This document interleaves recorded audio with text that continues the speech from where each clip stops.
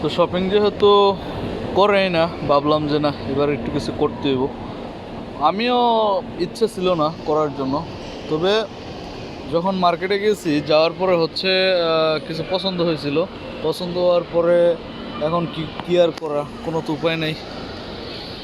পরে হচ্ছে কেনার জন্য চেষ্টা করতেছিলাম, হঠাৎ করে মাথায় বুদ্ধি ঢুকলো কয়টা টাকা বাঁচানোর জন্য। দেখি কোনো লোক পাই কিনা চেনা জানা। চেনা জানা বলতে অত চেনা জানা না, মানে এখানে কাজ করার সুবাদে কোনো লোক পাই কিনা। পরে যে হচ্ছে পাইলাম একজনরে, বললাম যে এমন এমন কোনো ব্যবস্থা আছে কিনা ডিসকাউন্টের জন্য। তো তারা আমারে বলল যে ডিসকাউন্ট তো হয় না, আর কি বলে এটারে, ডিসকাউন্ট হয় না। তো স্টাফ যারা আছে তাদের মাধ্যমে যদি দেয়া যায়, তাদের থেকে মানে একটা যে কাজ করে তাদের একটা ডিসকাউন্টের ব্যবস্থা আছে না, তো ওইটাই। তো আমি বললাম যে দেখ একটু ব্যবস্থা করে হয় কি না, আমি তো এইগুলো পছন্দ হয়েছে, একটু যদি বাও করা যায় তো আমি নিতাম। এদিকে দোকান টোকান এদিকেও আছে অনেক, বাও করা গেলে নিতাম আমি।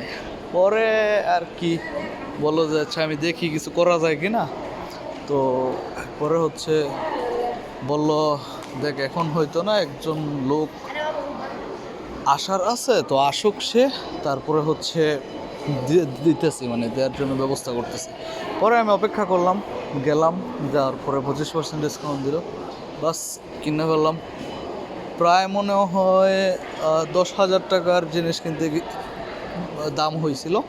পরে 2,000 টাকা ডিসকাউন্ট পাইছি, মানে বাংলা টাকায় বললাম, মানে 326 টাকার মনে হয় দামাই ছিল। তারপরে হচ্ছে আমাকে পে করতে হয়েছে 259 রিয়েল। তো মাঝখানে 60 টাকার মতো, মনে 60 টাকা 70 টাকা 60 টাকা 65 টাকার মতো হয়। তো ওই টাকাটা পে করতে হয়েছে আমাকে, মানে ডিসকাউন্ট পাইছি ওই টাকাটা। পরে আর কি এই ছোটোখাটো একটা ঈদ শপিং হয়ে গেছে। অবশ্য আমাদের ঈদ কি, আমাদের ঈদ তো হচ্ছে যখন দেশে যাবো তখন। তো এই সিস্টেমটাই হচ্ছে ডিসকাউন্টটা নিতে পারছি। তো আপনারাও চাইলে এমন যদি যান কোনো চেনা জানা ইয়েতে, যেমন মলের মধ্যে হচ্ছে যদি যান, যদি একজন ওইখানে বাংলাদেশি লোকটোক কাজ টাজ করে, চেষ্টা করবেন কথা বলতে বলার জন্য যে ভাই একটু ডিসকাউন্টের কোনো ব্যবস্থা আছে কি না। হ্যাঁ, এইভাবে বলতে পারেন যে ডিসকাউন্টের ব্যবস্থা থাকলে আমি এই জিনিসগুলো নিতাম, হ্যাঁ পাইলে। বাস যদি দেয় তো দিল, না দিলে তো কিছু করার নেই। শেষ, আমারও কাজ শেষ, ভিডিও শেষ। আল্লাহ হাফেজ, সালাম।